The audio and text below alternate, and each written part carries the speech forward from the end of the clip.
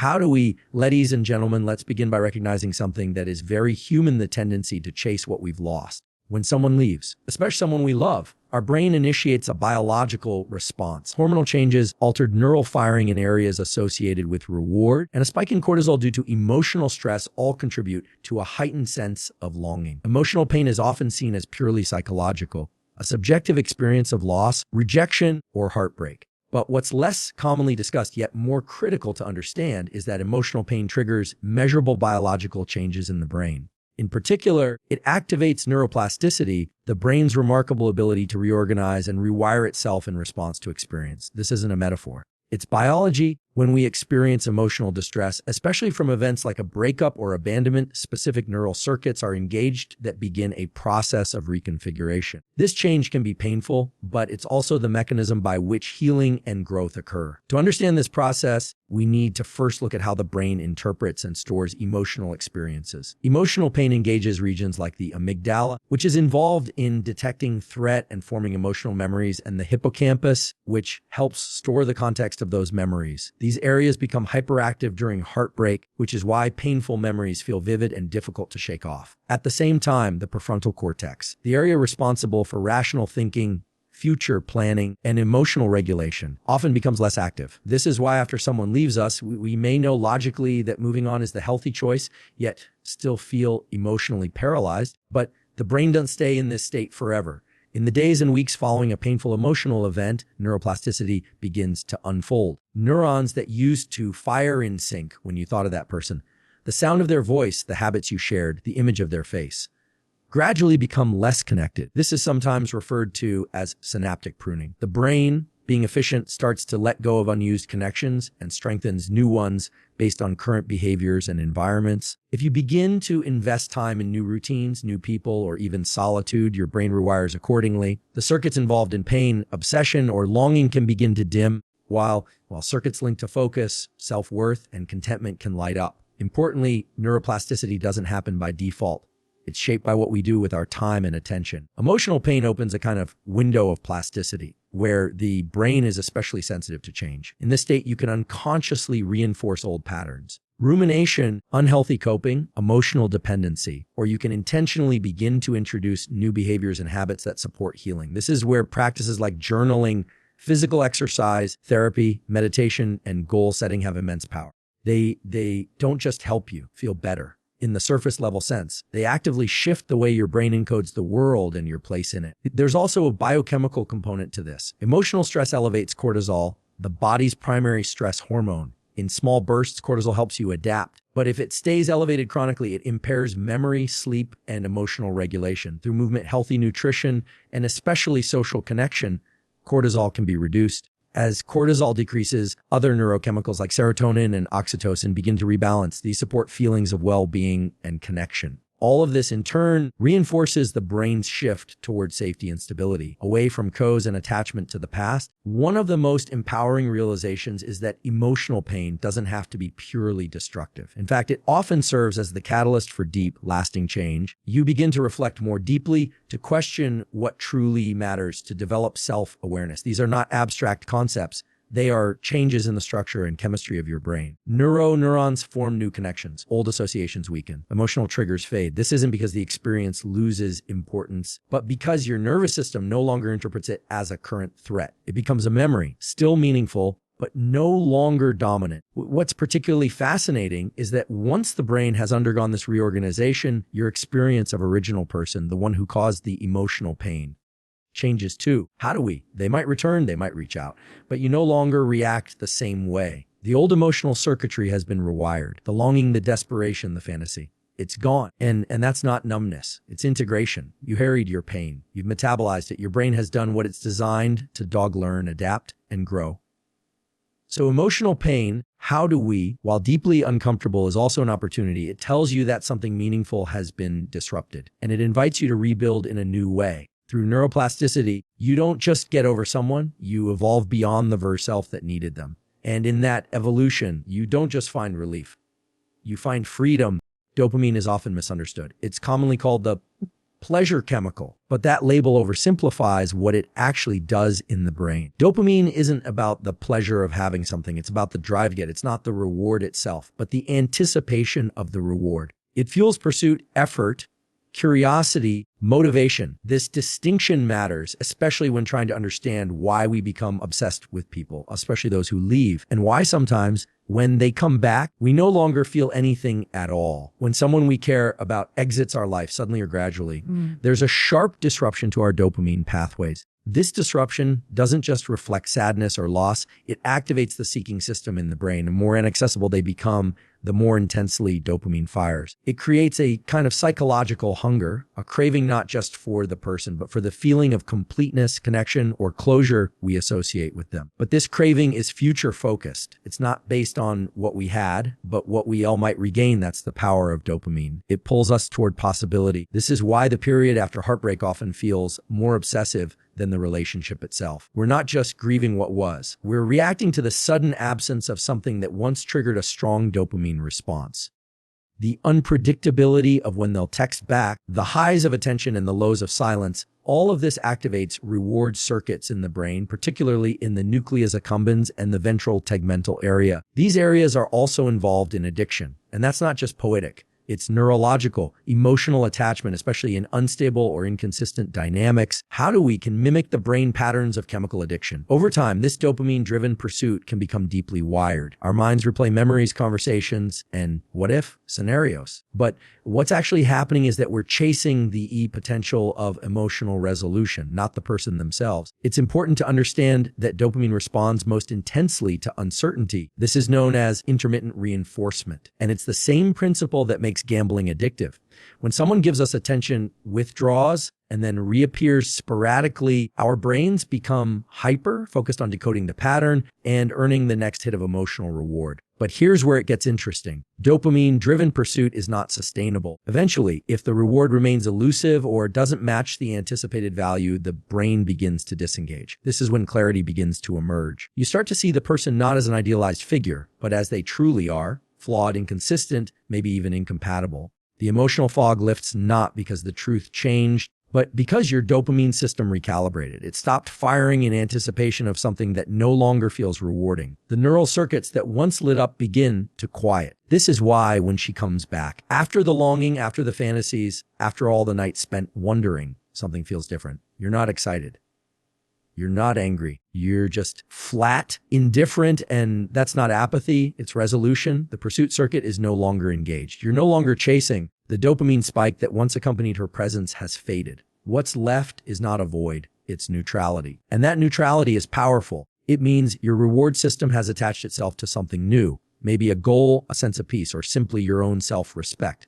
This shift doesn't mean you never cared. It means your brain stopped investing energy into a loop with no meaningful outcome. And in that space, new opportunities for connection emerge. Ones based not on scarcity, unpredictability, or longing, but on mutuality, trust, and real compatibility. These types of bonds activate different neurochemicals, like oxytocin and serotonin, which support stability and satisfaction rather than pursuit. In other words, what starts as dopamine-driven desire can evolve into something much deeper, but only if the chase ends. Understanding that dopamine is about pursuit, not possession, allows you to depersonalize your emotional intensity. You realize that your obsession wasn't entirely about the person. It was about your brain's response to not having them. That's a subtle but life-changing insight, because once you see it clearly, you can begin to unhook from that cycle. You can redirect your energy toward things that actually nourish you, things that respond, reciprocate, and support your growth. And when that happens, the very thing you once wanted most may come back, but you'll no longer need it, nor do we, because what you needed wasn't her. It was movement,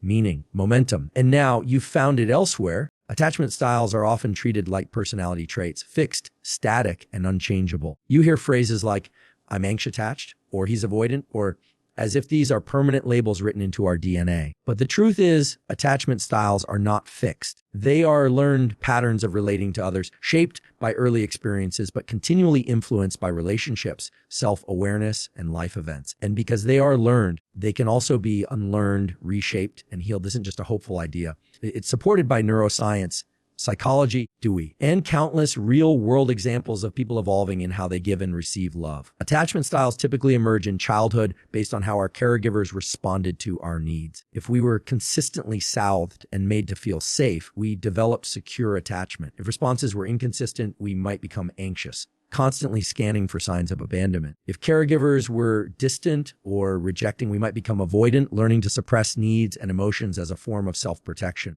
These patterns form neural templates, expectations about how relationships work and what role we play in them. But they are not hardwired, they are adaptive strategies. And like any strategy, how do we? They can be revised when no longer useful. When a person leaves us, especially in a romantic context, these attachment templates become activated. If you're anxiously attached, their absence might feel unbearable. Your nervous system interprets it as danger, triggering hypervigilance, obsessive thoughts, and a deep need to reconnect. If you're avoidantly attached, you may feel relief at first, then confusion when emotional distance doesn't actually bring peace. But here's where transformation begins to the pain of that loss. That disruption creates an opening. It forces you to confront the patterns, to look at the strategies you've been using and ask, are these working for me now? Attachment styles change when we start becoming conscious of them. That consciousness often arises through discomfort, through noticing that our responses are disproportionate or repetitive or self-sabotaging. Maybe you notice you always chase emotionally unavailable people, or maybe you always pull away just when things get. The moment you start asking a why, you're doing something powerful. You're interrupting automatic behavior. That's the beginning of change. From there, through reflection, therapy, or healthy relationships, you begin to update your emotional software. This change doesn't happen overnight. The brain prefers familiar patterns even if they're painful. But with repetition and support, new relational experiences can rewire those circuits. If you've been anxiously attached and you spend enough time in a relationship where your needs are met consistently, your nervous system begins to relax. It learns that safety isn't conditional, that love doesn't require constant vigilance. On the other hand, if you've been avoidant and you experience a relationship that honors your autonomy while still offering closeness, you may begin to open. You realize that intimacy doesn't mean losing yourself. It's also possible to develop secure attachment without a relationship. You can do it through self-parenting, learning to show up for your own needs the way a secure partner would. When you sit with your emotions instead of running from them, when you soothe your anxiety instead of projecting it, when you honor your boundaries instead of collapsing them, you're teaching your nervous system a new way to operate. Over time, this creates internal safety. And from that place, you begin to choose differently. You're not drawn to chaos or emotional unavailability. You're not scared off by kindness or commitment. You start to trust yourself. This evolution is especially visible when someone who once triggered your attachment system reappears. Maybe she was inconsistent. Maybe she left when you needed her most. At one point, her attention, your nervous system into overdrive, either craving or avoidance. But now, it doesn't. How do we? Not because you're cold, because you've changed. You've rewritten the code. The part of you that once needed her to feel whole has found another source of stability in you. And in that space, you realize you no longer need to reenact the same painful story. When people say, I'm just this way, they're often protecting themselves from the discomfort of change. But the science is clear. The brain remains plastic throughout life. We are not locked into our early wiring. With intention, effort, and the right support, we can become securely attached, even if we didn't start that way. We can become people who are not driven by fear or avoidance, but by clarity, boundaries, and openness. So no, attachment styles are not fixed. They are simply where we begin. Who we become is something entirely within reach. For many people, chaos feels like home. Emotional highs and lows, unpredictable relationships, and the adrenaline of conflict become strangely comforting. Not because they are healthy, but because they are familiar. When you grow up in or repeatedly experience emotionally unstable environments, your nervous system becomes conditioned to associate dysregulation with connection. Calm feels foreign. Safety feels boring. Peace feels suspicious. But the truth is, the nervous system is not locked in these patterns forever. It can learn. It can be retrained. Over time, with the right experiences and self-awareness, the nervous system learns what peace feels like. And that transformation changes everything. The nervous system operates as a prediction machine. It constantly scans your environment, making judgments about what is safe, dangerous, or uncertain. These judgments aren't always logical. They're based on memory, conditioning, and emotional experience. So if you've been in relationships marked by volatility, inconsistency, or emotional withdrawal, your body might interpret those patterns as normal. In fact, When someone treats you with consistent care and kindness, your system may initially interpret that as a threat, not because it is threatening, but because it's unfamiliar. This is why people sometimes push away healthy partners or sabotage stable situations. They haven't yet learned how to feel safe in peace. But just as your nervous system learned to expect stress, it can also learn to expect calm. This process starts with awareness. How do we? You begin to notice how your body reacts in different emotional situations. Maybe your heart rate spikes when you don't get a text back right away. Maybe silence makes you anxious because you've associated it with emotional withdrawal. The key is not to judge these reactions, but to observe them.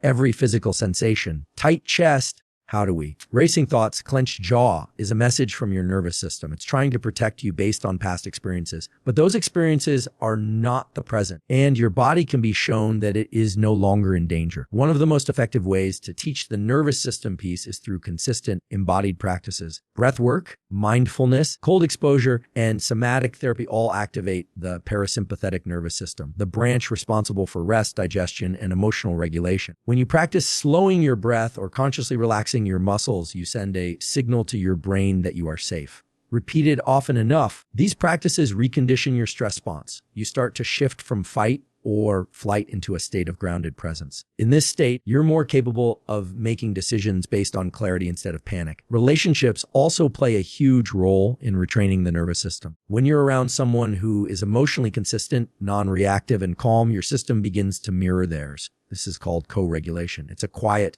nonverbal form of safety. Over time, you start to internalize that experience. You begin to expect emotional stability rather than chaos. This is why healing relationships don't just feel good, they actually rewire the way your nervous system functions. Eventually, you stop being drawn to drama. You stop equating unpredictability with passion. You realize that real connection doesn't feel like intensity. It feels like ease.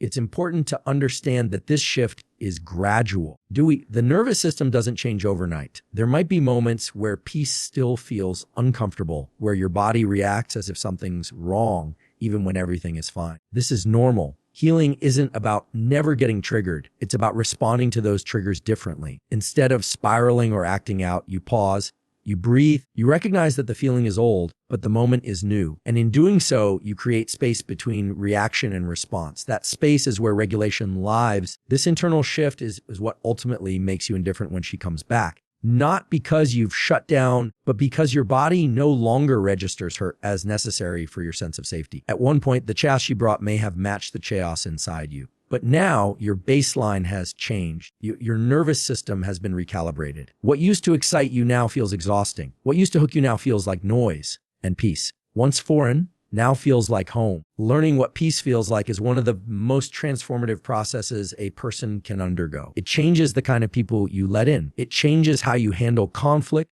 How you relate to yourself, how you show up in the world. It turns love from a battlefield into a sanctuary. And once your nervous system learns peace, you'll never again mistake chaos for chemistry. You'll choose differently, not because you're trying to be better, but because your body has learned what better actually feels like. Adversity has a way of stripping life down to its essentials. When everything familiar collapses, whether it's a relationship, a belief system, or a sense of direction, you're forced to face yourself without distraction. And while pain often feels like destruction, it's also the beginning of construction.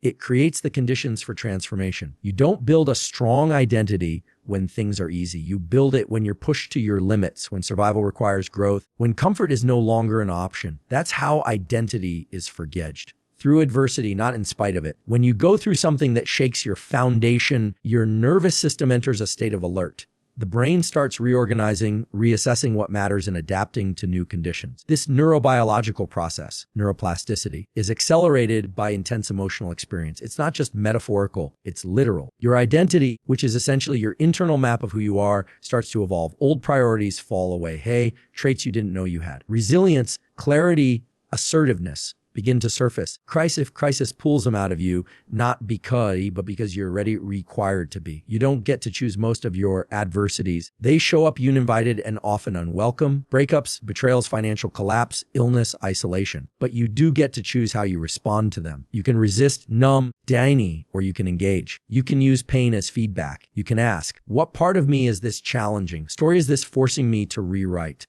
Over time, As you confront the discomfort instead of avoiding it, you begin to develop an internal structure that's stronger than your circumstances. That structure is identity. It's in moments of adversity that you realize who you are. No one's watching, when you're not being validated, when there's nothing left to perform for. That's the version of you that becomes your anchor. It might be quieter than your previous self, less reactive, more intentional, but it's also more solid because it's not built on external conditions. It's built on choices made in darkness. Each hard decision, each step forward without certainty lays a new brick in the foundation of your character. Adversity also clarifies your values, what matters most. Not as an idea, but as a felt reality. When you lose someone, you understand the presence. When weight of betrayed, you understand the depth of loyalty. When you're broke, you understand the power of resourcefulness. These lessons aren't taught in comfort. They're earned through experience. And once earned, they don't just sit in your mind. They become part of how you live.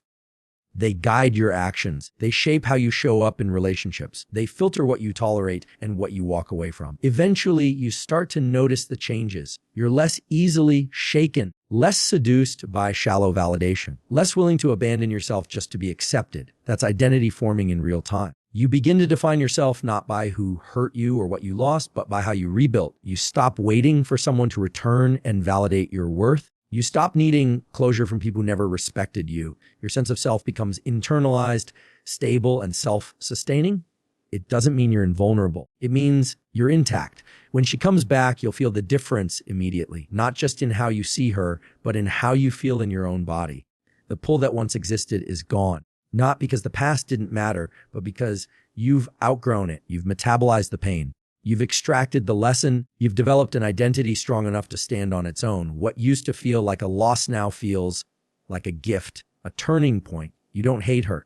You just don't need her. That's not bitterness. That's maturity. That's progress. Adversity doesn't give your identity. It reveals the conditions under which you get to build it.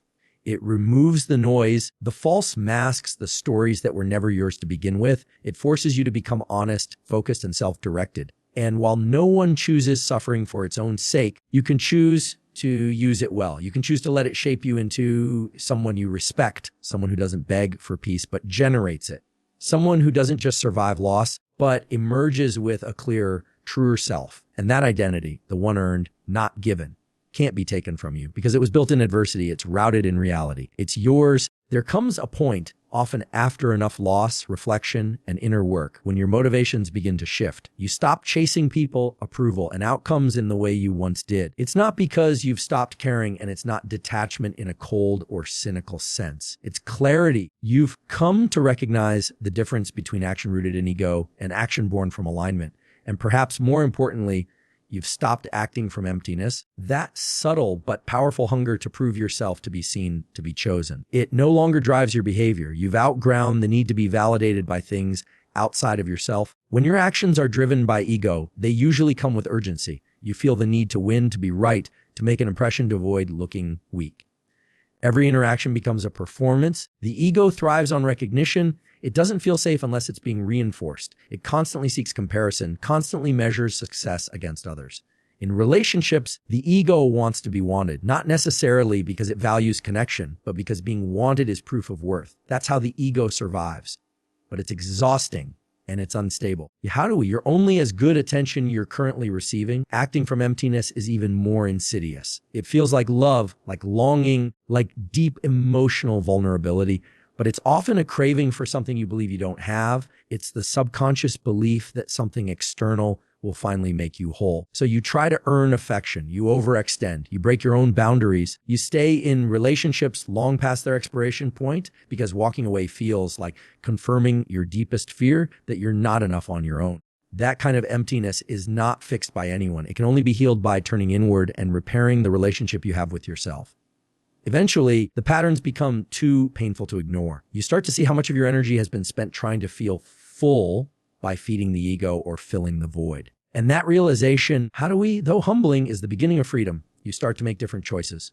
You say no. When you used to say yes, just to be liked, you walk away from inconsistency instead of trying to earn someone's clarity. You stop performing for acceptance. You realize your value doesn't fluctuate based on how others treat you. That's not arrogance. That's healing. The nervous system plays a major role in this shift. When you're acting from ego or emptiness, your body is often dysregulated. You feel anxious, restless, defensive, or overly invested.